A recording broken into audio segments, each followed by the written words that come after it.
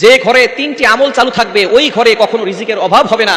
আল্লাহ পাক রব্বুল আলামিন বৃষ্টির মতো সম্পদ দান করবেন, রিজিক দিবেন, বরকত দিবেন, বৃষ্টির মতো আল্লাহ পাক রব্বুল আলামিন রহমত নাজিল করবেন। যে ঘরের ভিতরে তিনটি আমল চালু থাকবে।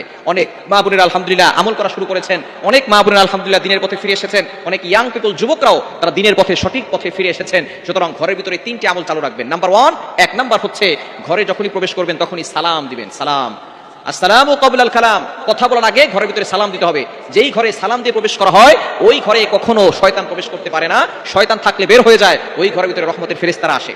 এবং যখন সালাম দিবেন তখন ঘরের ভিতরে আল্লাহ পাক রব্বুল আলামিন পবিত্র রিজিক দান করবেন। আল্লাহ নিজে বলছেন 18 নম্বর পারা 17 নম্বর পৃষ্ঠার 13, 14, 15 নম্বর লাইন সূরাতুন নূরের 61 61 নম্বর আয়াতে রব্বুল আলামিন বলেন, ফাইদা দাখালতুম বুয়ুতান ফাসাল্লিমু আলা আনফুসিকুম তাহিয়াতাম মিন ইনদিল্লাহি মুবারাকাতান তাইয়্যিবা।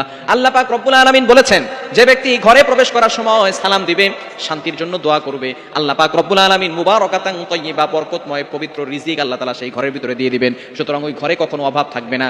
এক নাম্বার আমল হচ্ছে যে কেউ ঘরে প্রবেশ করবেন, ঘরে লোক থাকুক অথবা না থাকুক, সালাম দিবেন। পারবেন তো ইনশাআল্লাহ? পারা যাবে তো ইনশাআল্লাহ? এক নাম্বার হচ্ছে সালাম দিবেন। নাম্বার 2, দ্বিতীয় নাম্বার হচ্ছে অবশ্যই ঘরে যখন আপনি যাবেন এবং ঘরের ভিতরে ঢোকার পরে নামাজ আদায় করবেন, ঘরের প্রত্যেকটা সদস্য যাতে করে নামাজ পড়ে এই বিষয়ে খেয়াল রাখবেন। আপনি শুধু নিজে নামাজ পড়তেছেন, আপনার সন্তান নামাজ পড়া হবে না। ঘরের প্রতিটি সদস্যকে নামাজ পড়তে হবে।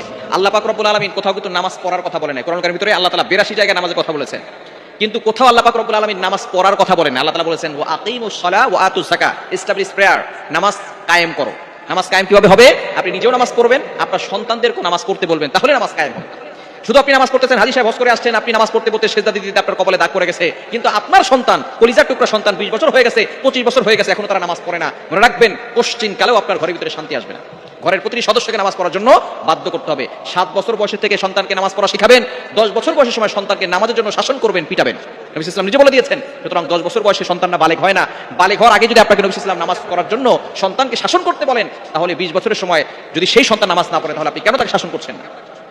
তাহলে ছোটবেলা থেকেই সন্তানকে নামাজ পড়া শেখাতে হবে। নামাজ পড়বেন, ঘরের ভিতরে রিজিক আসবে। 3 নাম্বার হচ্ছে কোরআন তেলাওয়াত করা, বিশেষ করে মাগরিবের নামাজের পরে সূরা ওয়াকিয়া তেলাওয়াত করা। আব্দুল্লাহ ইবনে মাসউদ রাদিয়াল্লাহু তাআলা আনহু তিনি যখন অসুস্থ হয়ে পড়লেন, তখন ছিলেন খলিফা ওসমান রাদিয়াল্লাহু তাআলা আনহু। তিনি বললেন, চলো যাই আমরা আব্দুল্লাহ ইবনে মাসউদকে দেখে আসি। আব্দুল্লাহ ইবনে মাসউদ রাদিয়াল্লাহু তাআলা আনহু তাকে দেখতে গেলেন। ওসমান রাদিয়াল্লাহু তাআলা আনহু বললেন, আপনার টেনশন নাই, বাইতুল মাল থেকে আপনার জন্য খাবার পাঠানো হবে, আপনার মেয়ের আছে তাদেরকেও খাবার পাঠানো হবে, সমস্যা নাই। আব্দুল্লাহ ইবনে মাসউদ বলেন, ইয়া আমিরুল মুমিনিন খলিফাতুল মুসলিমিন, আপনাকে বাইতুল মাল থেকে রিজিক পাঠানোর কোনো দরকার নাই। আমার নবী আমাকে কোরআন পড়া শিক্ষা দিয়েছে, আমি এই কোরআন আমার সন্তানদেরকে শিক্ষা দিয়েছি, আমার মেয়েদেরকে শিক্ষা দিয়েছি। সুতরাং কোরআনের ভিতরে একটা সূরা আছে সূরাতুল ওয়াকিয়া, যেই ঘরে মাগরিবের পরে সূরা ওয়াকিয়া তেলাওয়াত করা হয়, ওই ঘরে কোনোদিন রিজিকের অভাব হয় না। আল্লাহ তাআলা গায়বীভাবে রিজিকের ব্যবস্থা করে দেন।